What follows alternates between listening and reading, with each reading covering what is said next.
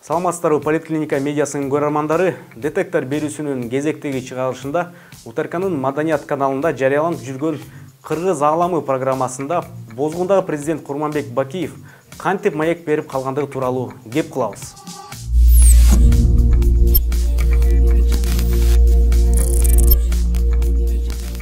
15 майда Кадыр Кошалиев аттуу журналисттин Кыргызстандын бозгундагы президенти Курманбек Бакиевден алган маеги акыркы кабарлар Компромат YouTube каналдарында жарыяланды.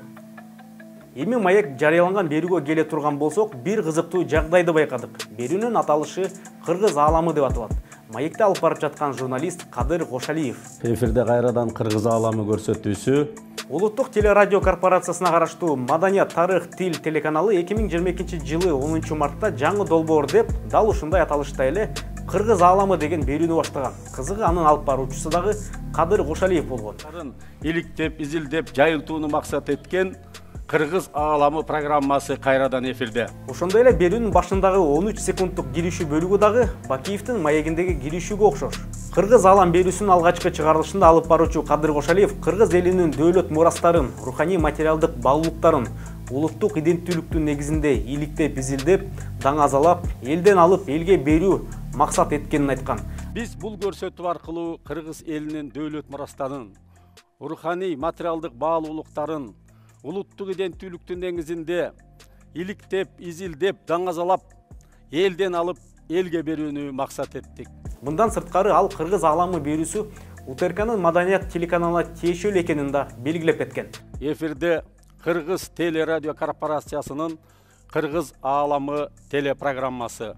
УТРКнын сайтындагы маалыматта президент Садыр Жапаров сунуштаган Кыргыз ааламы улуттук программасынын алкагында Коомдук телерадио берүү корпорациясынын Кыргыз ааламы теле долбоору көрсөтүлө баштайт.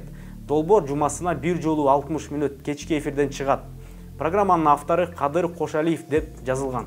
Президентибиз ушул Кыргыз ааламы жөнүндө ой айткан эле, ошону угуп туруп уланталы. Биздин негизги ураан бирдиктүү эл, өнүккөн өлкө.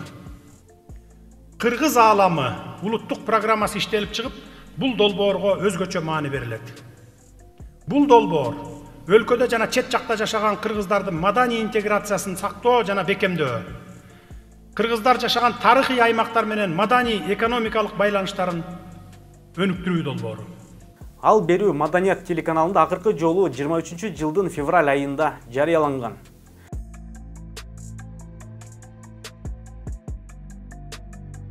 Кадыр Кошалиев биринчи элдик курултайдын төрагасы болгон. Ал Кыргыз жолу бириккен руханий коомунун да төрагасы. Маекте дагы бир көңүл бурдурган жагдай алып баруучунун кириш сөзү. Саламатсыздарбы, урматтуу телекөрүүчүлөр, эфирде кайрадан Кыргыз ааламы көрсөтүүсү. Буга чейин эгемендүүлүк алгандан кийинки алгачкы президентибиз Аскар Акаевич менен маегибиз жакында эле эфирге кетти. Бүгүн ошол саясий бийликтин эстафетасын колуна алып, андан кийин өлкөбүздү тагдырга жараша башкарган Курманбек Салиевич менен Минскиде жолугушуп отурабыз. Дал ушул сөздөрдөн кийин бул жагдай боюнча УТРКнын жетекчилигине байланышууга аракет кылдык. Бирок эч кандай майнап чыккан жок. Ким Маданият телеканалынын немеси жетекчиси ким аты жөнүндө? Негизи Уракунова. Уракунова. Ошого жооп берет да туурабы? Маданияткабы? Маданият, культура, спорт, детский контент, ошол да. Ал өзү азыр бошобойт да ошондо? Да. Канча минут бошойт? Канча минут бошойт? Минутасын билбейм. Моя Моя задача сейчас четко, точно у вас узнать, чтобы она четко, точно знала, во сколько или кого отправить, если Курманбек Бакиевке козголгон кылмыш иштерин эсиңиздерге сала кетели.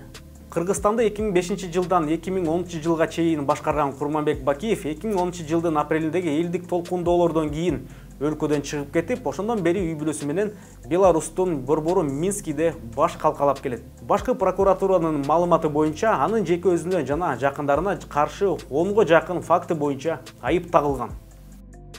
Курманбек Бакиевке карата 2014 жылдын июнь айында мүлктүн мамлекеттин пайдасына алуу менен өмүр бою эркинен ажыратуу өкүмү чыккан. Бишкек аскердик соту аны 2010 жылдын 7 апрелиндеги революция маалында 87 адамды атууга күнөөлүү деп тапкан. Арадан 2 жыл өткөндөн кийин 2016 жылы Жогорку сот мурдагы президент Курманбек Бакиевке карата мурда чыгарылган өмүр бою эркинен ажыратуу өкүмүн 30 жылдык жаза мөөнөтүнө өзгөрткөн. Жогорку сот бул чечимин кылмыш жаза кодексинин 50-беренесине ылайык 60 жашка чыккан адамдын өмүр бою эркинен ажыратылбайт деген нормага таянып чыгарган. Башкы прокуратура 2021 жылы 4 августта мурдагы президент Курманбек Бакиев Кыргызстандын аймагына келсе, же укук коргоо органдары тарабынан алынып келинсе, 2016 жылдын 29 июлундагы соттун өкүмүнүн негизинде токтоосуз камакка алынат деп билдирүү тараткан. Ал эми маектеги манипуляция, кастык тили жана журналисттердин этикасы тууралуу өзүнчө берүүбүздө айтып беребиз. Сиз Политклиника медиасынын детектор берүүсүн көрдүңүз. Биздин ишмердүүлүгүбүздү колдогуңуз келсе, жогорудагы QR код аркылуу кирип, өз салымыңызды кошсоңуз болот. Бул видеого лайк басып, бөлүшкөндү унутпаңыз. Кайрадан амандашканча саламатта болуңуз.